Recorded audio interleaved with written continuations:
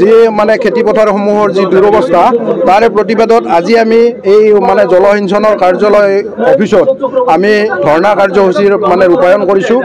আমাৰ স্পষ্ট কথা যে অসমৰ যি জলসিঞ্চন বিভাগ এটা আছে এই বিভাগটো আচলতে ব্যৰ্থ। গতিকে কৃষকসকলে মূৰে কপালে হাত দি থকাৰ সময়ত অসমৰ জলসিঞ্চন মন্ত্ৰী অশোক সিংহাল আৰু কৃষি মন্ত্ৰী অতুল বৰাই AC ৰুমত শুই আছে। গতিকে আমি এই কৃষকসকলে যি ক্ষতি হৈছে এই ক্ষতিপূৰণ দিয়াৰ বাবে আমি দাবী জনাইছোঁ।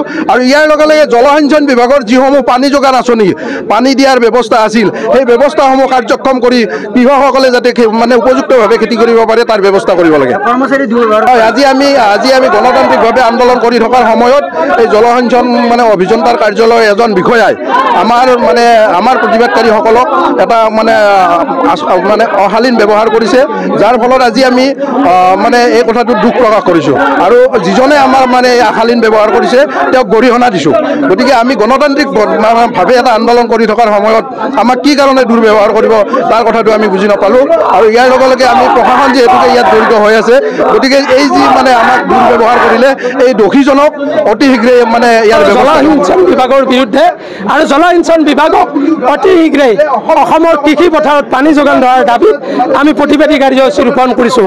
আমাৰ কথা স্পষ্ট যে সমগ্ৰ অসমত অনাবৃষ্টিৰ ফলস্বৰূপে কৃষকসকলৰ যি এটা দুখৰ দিন কটাবলগীয়া অৱস্থা হৈছে সেই অৱস্থাৰ উপশম ঘটোৱাৰ বাবে আমি ছাত্ৰ সন্থাই বিভিন্ন সময়ত আমি জলসিঞ্চন বিভাগে হওক জলমন্ত্ৰীকে হওক বিভিন্ন সময়ত আমি উত্থাপন কৰি আহিছিলোঁ।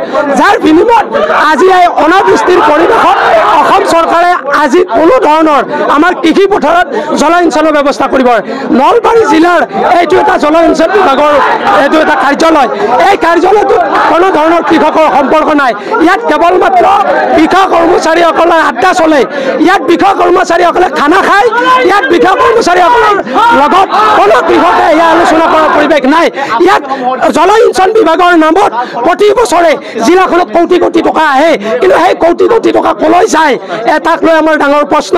অসমত 3গৰাকীকৈ বিধায়ক আছে, নলবাৰী জিলাত 3গৰাকী বিধায়ক আছে, 2গৰাকী মন্ত্ৰী আছে।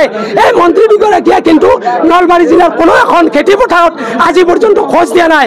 যিগৰাকী মন্ত্ৰীক অশোক সিংহালক জলসিঞ্চন মন্ত্ৰীৰ দায়িত্ব দিয়া হৈছে, সেই মন্ত্ৰীগৰাকীয়ে সমগ্ৰ অসমৰ কোনখন পথাৰত গৈ ভৰি দিছে, সংবাদ মাধ্যমৰ জৰিয়তে কৃষি পথাৰ কোনখনত ভৰি দিছে তাৰ কোনো ধৰণৰ বাতৰি প্ৰচাৰ হোৱাৰ নজিৰ নাই।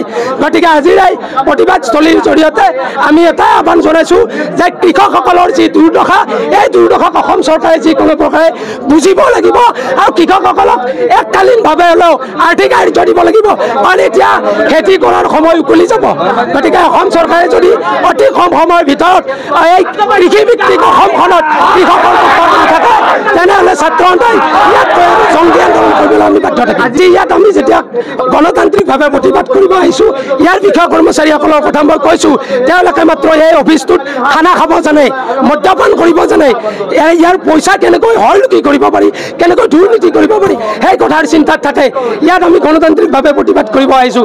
ইয়াৰ এজন বিষয়াই ইয়াৰ এজন কৰ্মচাৰীসকলে আমাৰ প্ৰতিবাদকাৰীক লৈ যি ধৰণৰ অভব্য আচৰণ কৰিছে সেই অভব্য আচৰণ কেতিয়াও ক্ষমা কৰা যোগ্য নহয়।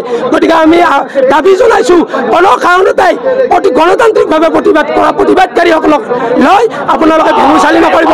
আপোনালোকে চৰকাৰৰ কাম কৰি আছে, কিন্তু টকা যে আপোনালোকে কোটি কোটি টকা আত্মসাৎ কৰিছে বিভিন্নজনে, সেই আত্মসাৎ কৰা টকা এদিন নহয় এদিন আপোনালোকে হিচাপ দিব লাগিব।